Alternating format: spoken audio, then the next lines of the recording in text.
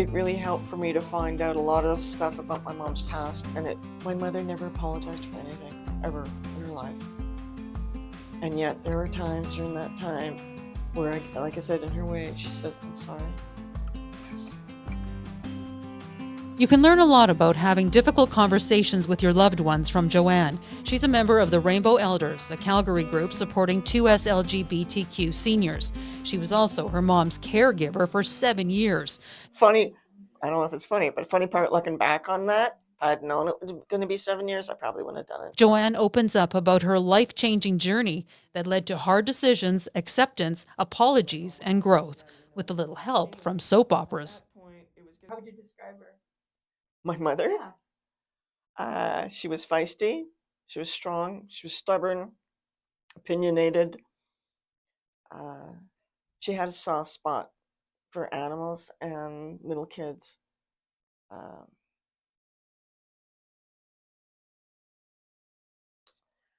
my mom had a stroke and had aphasia, so she was pretty much catatonic to start with. And I spent pretty much every day, all day, for at least 3 months with her in the hospital, just talking to her, treating her normally, and realized that she had problems with the brain that I couldn't be blaming her for all of the issues anymore because a lot of times she couldn't remember or she just couldn't go there. So I really had to stop the old patterns and dynamics and going that everything's her fault and starting to look at, okay, what part of this is mine? And if it's not, how do I shift this so I can deal with this because I'm looking after her? I chose to do that and I need to be in a space to be able to do that. So I was extremely patient, which is very surprising, not normally that patient. And through time and rehabilitation, she started talking about her life, her past. And it gave me insights into why she was the way she was, why she dealt with things the way she did. And I found that I had more compassion for her and I was able to let go of a lot of things. And I did a lot of healing in that sometimes she actually had breakthroughs where she could, uh, I'll use the term loosely, apologize for things that had happened in my childhood. So it was a growing process for both of us, and I'm actually really grateful that I had that opportunity. I couldn't be responsible for putting her in a home where I knew that she probably would only last maybe a year. And to tell you the truth, I actually didn't think she'd last more than a couple of years, as is. As it was, it turned out to be 7 years. And it was just part of something I couldn't do anything else about. So I chose to do that. I kept her in her own home. I kept my own home. I had two finances, two yards, two whatever. I tried to keep everything as much as possible as the way she would be comfortable in. Didn't always work out that way, but yeah. And through that, we both grew. I actually never thought my mom would grow at all. And there were times it was shocking that she did. One of which being my sexuality, my choice to have a female partner with a family. She had already had a family, and to have them accepted into my family, just as, yep, this is just the way it's going to be. Uh, Gratefully, it was the little kids. My parents had a soft spot for the little kids, and it turned out they liked my ex partner, so everything went okay. Um, so yeah, I didn't have an agenda going in, just in the fact that I wasn't going to put her in a home. I couldn't do it. I couldn't live with that. Every decision I made with her was, can I live with this? And believe me, there were some, I don't know if I can say this, but there were some really shitty decisions where it was this shitty decision or shittier one. Which one am I going to choose for her life? And I just had to go with, I can live with that. And I believe during that time, I needed that time as much as my mother did to grow, to change, to become a more um, peaceful person, to accept myself in who I really am all the time, and not letting other people's judgments or what they say or do affect me like it used to. A lot of anger issues, a lot of probably victim, victimhood that I went through that I had to do away with because I just didn't have somebody doing the same back. And from where I'd grown, I knew I was helping her too. Just by even the little steps. My mother never apologized for anything ever in her life. And yet there were times during that time where like I said, in her way, she says, "I'm sorry." I was just like, and a part of me needed to hear it. It was, first of all, shocking because I was just like, what happened? This isn't my mother. And then it was actually relieving because it was like I didn't realize that I was looking for that or needed it. I just needed to hear that, yeah, some of the stuff was pretty bad and you're sorry. Okay, what else? What else can I ask for?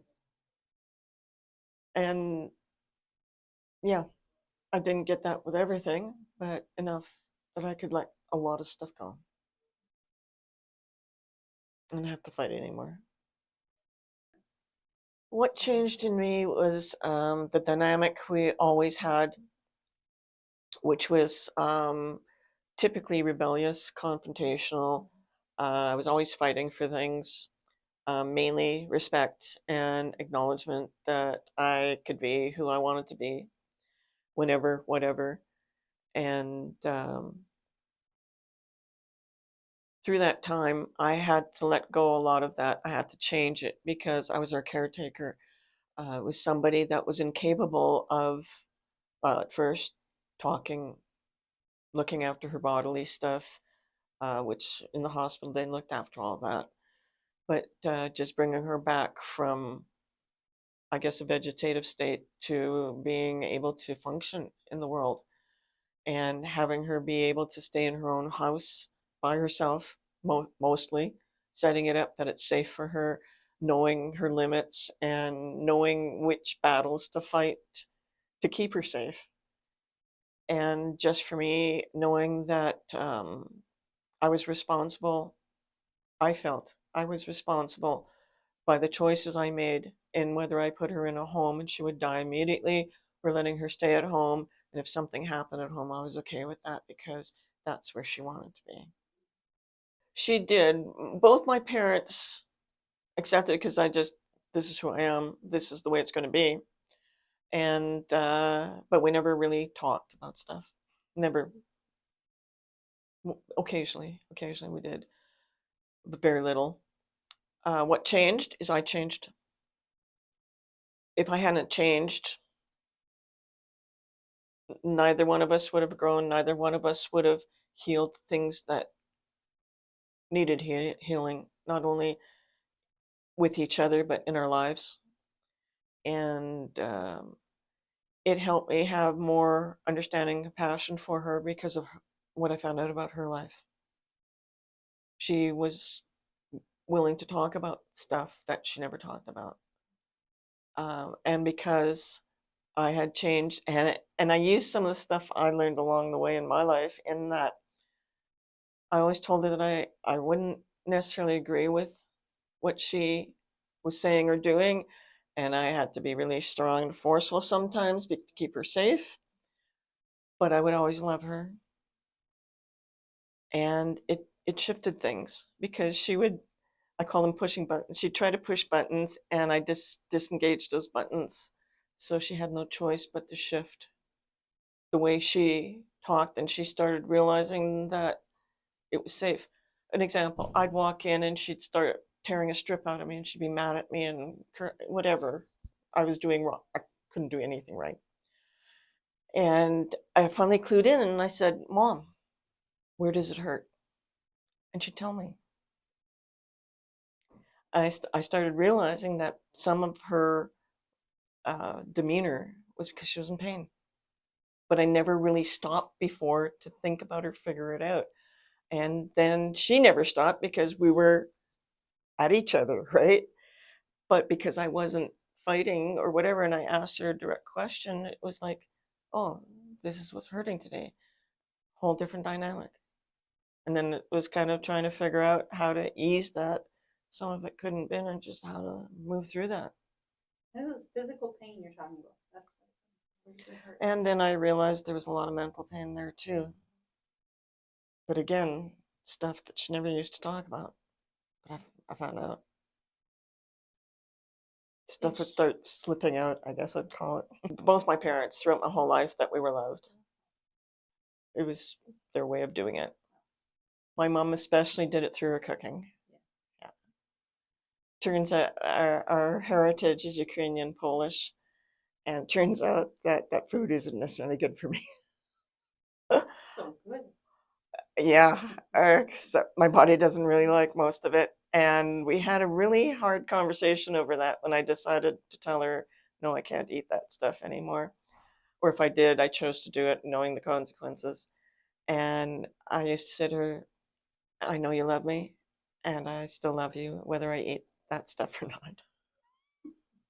not. It was one of the things that really helped me feel okay with discussing stuff, sometimes with my mom especially, is one day out of the blue, she started talking about how it's okay to have gay friends and that they're in families and it's just like normal relationships.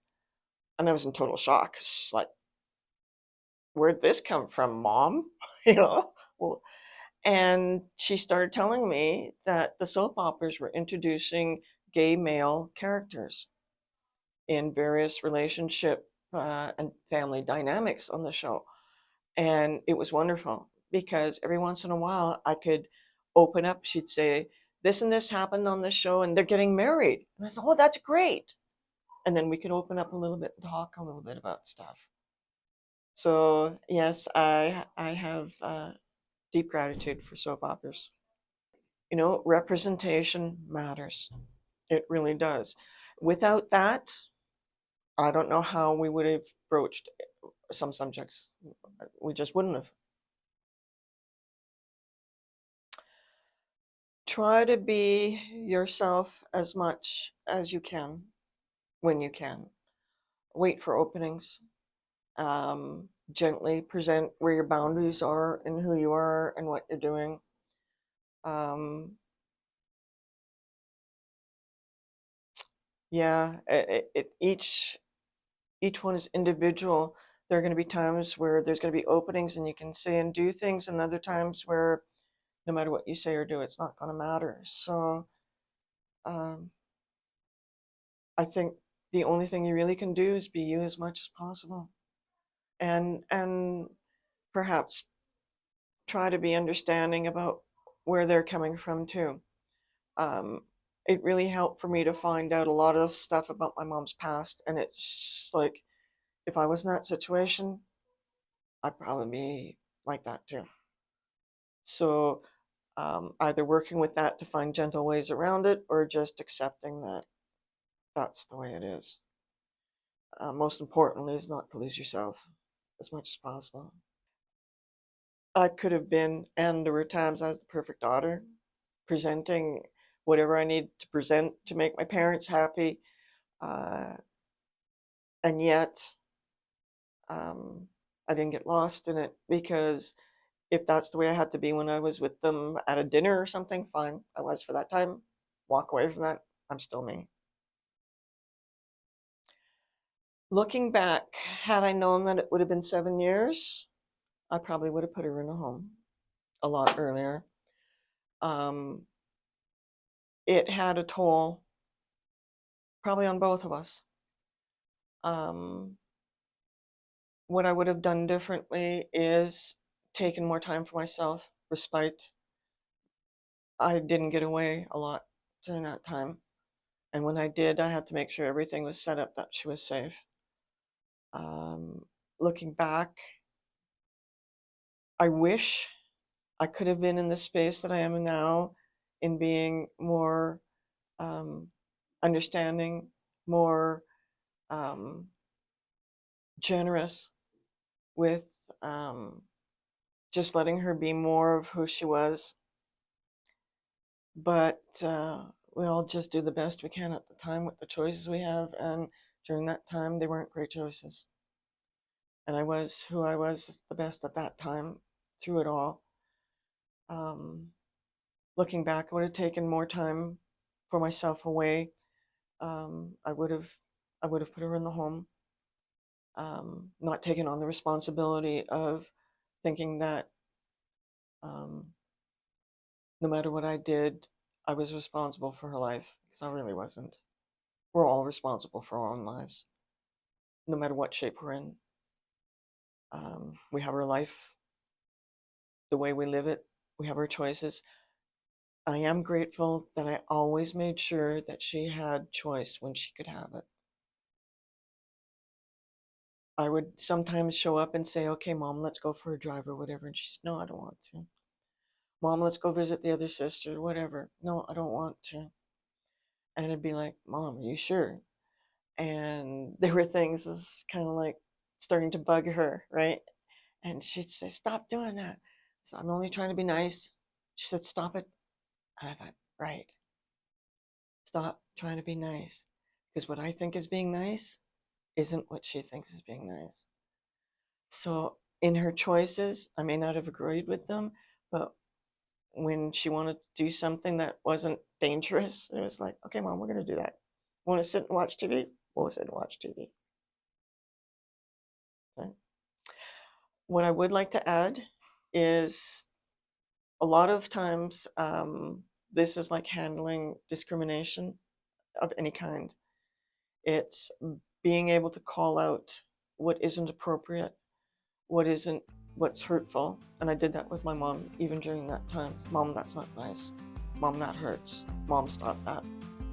And the biggest thing is to be compassionate with yourself and everybody involved. We all just want to be loved and accepted for who we are.